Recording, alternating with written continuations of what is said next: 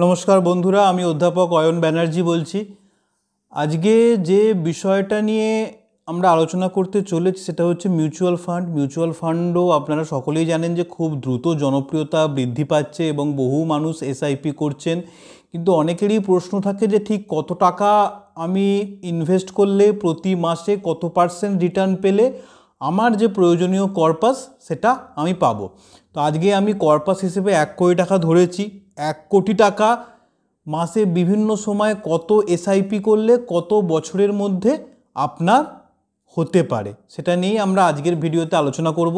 যারা এই ভিডিওটা আমার প্রথম দেখছেন তারা অবশ্যই আমার চ্যানেলে সাবস্ক্রাইব করবেন এবং যদি ভিডিওটি ভালো লাগে তাহলে লাইক দেবেন। তো মিউচুয়াল ফান্ডের ক্ষেত্রে এসআইপির ক্ষেত্রে যেটা একটা খুব বিখ্যাত রুল রয়েছে, যেটা হয়তো অনেকেই জানতে পারেন, যদি না জানেন তাদেরকে আজকের এই ভিডিওটাতে আমি বলবো যে দেখুন, মিউচুয়াল ফান্ডে তো কোনো নির্দিষ্ট রিটার্নের গ্যারেন্টি থাকে না যে হ্যাঁ এত পার্সেন্ট রিটার্ন পাবেনই। যেরকম ব্যাংকে ফিক্সড ডিপোজিটে থাকে যে আপনি 7% বা 7.5% এত বছরেও রিটার্ন পাবেনই, সেরকম তো মিউচুয়াল ফান্ডে থাকে না, এটা আপনারা সকলেই জানেন। কিন্তু আমাদেরই মূলত কোনো মিউচুয়াল ফান্ড হাউসের কোনো তার যে বিভিন্ন স্কিম রয়েছে, তাদের AUM কত, তাদের ম্যানেজার কারা, তাদের পাস্ট পারফরমেন্স ইত্যাদি দেখে আমাদের মিউচুয়াল ফান্ড সিলেক্ট করতে হয় এবং তাদের লাস্ট 2 বছর 3 বছর 5 বছর কীরকম পারফরমেন্স করেছে দেখে আমরা আগামী দিনে কীরকম পারফরমেন্স করতে পারে সেরকম আমরা বুঝতে চেষ্টা করি। তো শেয়ার মার্কেটের মতোই মিউচুয়াল ফান্ড চুজ করাটাও কিন্তু একটা প্রেডিকশানের খেলা। আপনার প্রেডিকশান যতটা ঠিকঠাক করার ক্ষমতা রয়েছে ততটাই আপনি জিতবেন। হ্যাঁ, কিন্তু সঠিক প্রেডিকশান ক্যালকুলেটিভ প্রেডিকশান, তো সেটাই মিউচুয়াল ফান্ড স্কিম চুজ করার ক্ষেত্রেও কিন্তু সত্য। তো মোটামুটি এটা নিয়ে বলতে শুরু করেছিলাম যে 1 কোটি টাকা মোটামুটি কতদিনে ইনভেস্ট করলে কত পার্সেন্ট মোটামুটি রিটার্ন পেলে পাওয়া যায়। এক্ষেত্রে বলবো যে এর ক্ষেত্রে একটি বিখ্যাত রুল রয়েছে, যেটি হচ্ছে 15-15-15 রুল। সেই 15-15-15 রুলেই অনেকে মিউচুয়াল ফান্ডে 1 কোটি টাকার ব্যাপারটা বোঝেন। দেখুন, এখানে আপনারা দেখতে পাচ্ছেন 15-15-15 রুল কি। যে 15-15-15 রুল হলো যে ধরুন যদি আপনি প্রতি মাসে 15,000 টাকার এসআইপি করেন, সিস্টেমেটিক ইনভেস্টমেন্ট প্ল্যান, প্রতি মাসে 15,000 টাকার যদি মিউচুয়াল ফান্ডে এসআইপি করেন এবং সেটা যদি আগামী 15 বছরের জন্য রেখে দেন এবং নর্মালি যদি 15% রিটার্ন পান, তাহলে আপনার কর্পাস গিয়ে দাঁড়াবে 1 কোটিতে। এখানে দেখছেন খুব সুন্দরভাবে বোঝানো হয়েছে কিভাবে 15,000 টাকা প্রতি মাসে ইনভেস্ট করলে 15 বছরের জন্য যদি ধরি যে 15% রিটার্ন পাবেন তাহলেই আপনার 1 কোটি হবে।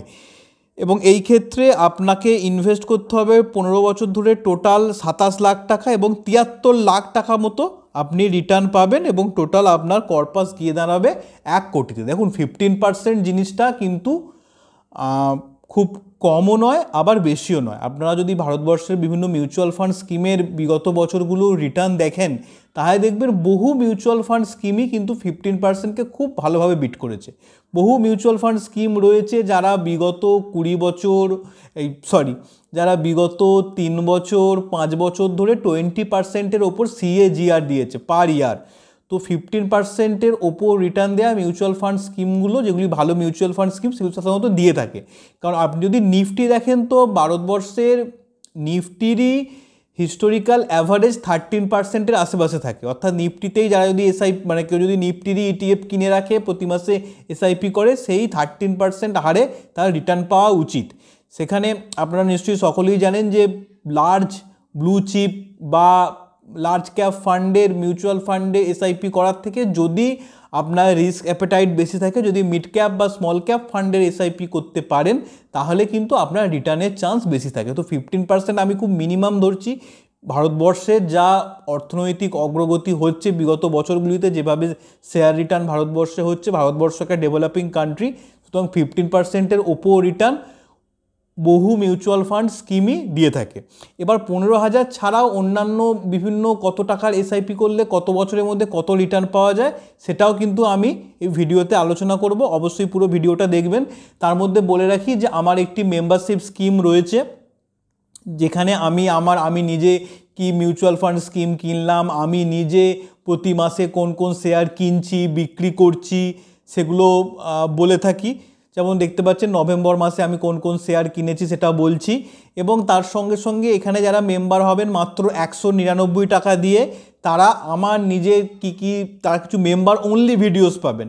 সেখানে তারা আমি প্রতি মাসে কী শেয়ার কিনছি বেচছি যেমন জানতে পারবেন, তার সঙ্গে কাস্টমাইজড ইমোজি পাবেন, তার সঙ্গে প্রেফারেন্সিয়াল কমেন্টসে রিপ্লাই পাবেন। হ্যাঁ, কিন্তু কমেন্টগুলো করবেন মেম্বারশিপের জায়গাতে, বাইরে ওপেন ভিডিওতে করবেন না।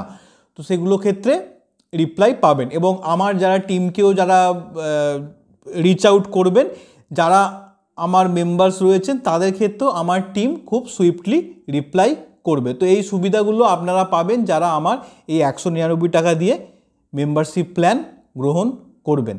তো যেমন বলেছিলাম যে আমি প্রতি মাসে 15,000 টাকার প্ল্যান বললাম, প্রতি মাসে 15,000 টাকা প্ল্যানে 15% করে যদি রিটার্ন পাওয়া যায় তাহলে 15 বছর পর সেটি হয় 1 কোটি টাকা। এবার বাকি বিভিন্ন কত টাকা দিলে কীরকম রিটার্ন আসতে পারে সেটাও একটু আলোচনা করব। এখানে যদি কারো আর্থিক ক্ষমতা থাকে তিনি যদি 15,000 টাকার এসআইপি না করে 25,000 টাকার এসআইপি করতে পারেন প্রতি মাসে, তাহলে 15% রিটার্ন ধরে কতদিনে 1 কোটি টাকা পাওয়া যাবে। এখানে দেখতেই পাচ্ছেন গ্রোয়ের আমি এসআইপি ক্যালকুলেটর ইউজ করেছি। যদি প্রতি মাসে 25,000 টাকা ইনভেস্ট করা যেতে পারে এবং 15% করে CAGR পাওয়া যেতে পারে, তাহলে 12 বছর পর 1 কোটি টাকা হবে। এখানে আপনার ইনভেস্টমেন্ট অ্যামাউন্ট হবে 36 লাখ, আপনি রিটার্ন পাবেন প্রায় 65 লাখের কাছাকাছি এবং আপনার 12 বছরের মধ্যে আপনার রিটার্ন 1 কোটি টাকা পেরিয়ে যাওয়া উচিত। এবং যদি কেউ ডাবল করে, 15,000 নিয়ে আলোচনা করলাম, যদি কেউ 15,000 এসআইপি না করে 30,000 টাকার এসআইপি করে তাহলে কীরকম হতে পারে। 30,000 টাকা যদি কেউ এসআইপি করে, কেউ যদি 15% হারে রিটার্ন পায়, তাহলে 11 বছরের মধ্যে কিন্তু আপনার টাকা 1 কোটি পেরিয়ে যাবে। এখানে আপনার ইনভেস্টমেন্ট অ্যামাউন্ট 39 লাখ হবে, রিটার্ন 61 লাখের ওপর হবে। তো 15,000 টাকায় 15% রিটার্ন পেলে 15 বছরে 1 কোটি টাকা হতে পারে। 25,000 টাকায় 15% রিটার্ন পেলে 12 বছরে 1 কোটি টাকা হতে পারে। এবং 30,000 টাকায় 15% রিটার্ন পেলে 11 বছরে 1 কোটি হতে পারে। এখানে একটা জিনিস লক্ষ্য করুন, 15,000-এর জায়গায় আপনি 30,000 করে দিলেন, এসআইপি ডাবল করে দিলেন, তা সত্ত্বেও কিন্তু আপনার 15 বছরের জায়গায় জিনিসটা 7.5 বছরে নেবে এলো না, 15 বছর থেকে নেবে হলো 11 বছর।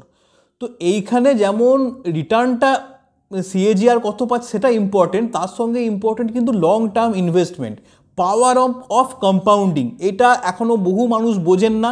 পাওয়ার অফ কম্পাউন্ডিং বোঝা খুব দরকারি। পাওয়ার অফ কম্পাউন্ডিং, যত বেশি দিন ধরে আপনি ইনভেস্টমেন্ট ধরে রাখবেন তত আপনি পাওয়ার অফ কম্পাউন্ডিংয়ের ম্যাজিক বুঝতে পারবেন এবং তত আপনার লস করার চান্সও কমে যাবে এবং বেশি লাভ হওয়ার চান্সও কিন্তু বৃদ্ধি পাবে। তো এখানে বেশি বছর ধরে রাখার জিনিসটা ইম্পর্টেন্ট। অনেকেই যেটা ফাটকা খেলতে চান যে আজকে আমি শেয়ার মার্কেট কোনো জুয়া বাজার নয়, সাট্টা বাজার নয় যে আমি ইনভেস্ট করলাম বড়লোক হয়ে গেলাম সঙ্গে সঙ্গে, না, আপনাকে টাইম দিতে হবে।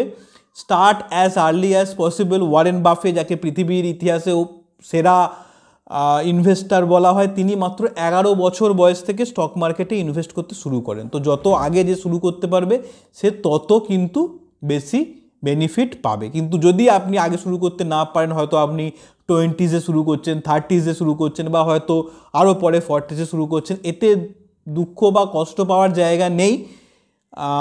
চেষ্টা করবেন আপনার যাতে নেক্সট জেনারেশান খুব তাড়াতাড়ি শুরু করতে পারে, তাদের যাতে এই টাইমটা ওয়েস্ট না হয়, কারণ যত আগে থেকে শুরু করবে তত পাওয়ার অফ কম্পাউন্ডিংয়ের জন্য টাকা অনেক বেশি বৃদ্ধি পাবে। কিন্তু লং টার্মে ইনভেস্ট করুন, একদিনে দুদিনে কয়েক হাজার টাকা লাভ করে আপনি বড়লোক হতে পারবেন না, আপনার অর্থনৈতিক পরিস্থিতি পাল্টাবে না। তো যেটা আমি সবসময় বলি, মার্কেটে সবসময় স্টে ইনভেস্টেড, হ্যাপি ইনভেস্টিং এবং চেষ্টা করুন লং টার্মের জন্য ইনভেস্ট করার, মার্কেটকে টাইম না করে। সকলে খুব ভালো থাকুন, সুখে থাকুন। নমস্কার।